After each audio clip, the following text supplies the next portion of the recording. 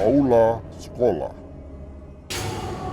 Sambil menggeleng-gelengkan kepala, ibu guru cantik ini masuk kembali dalam kelas. Suara di belakangnya kembali berbunyi.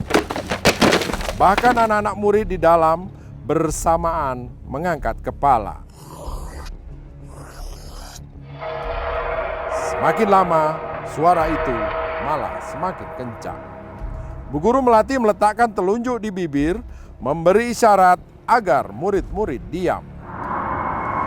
Dengan gerakan mendadak, Bu Guru Melati melongokkan kepala keluar. Sekilas bayangan putih kecil berkelebat dan tertangkap sudut mata Bu Guru Melati.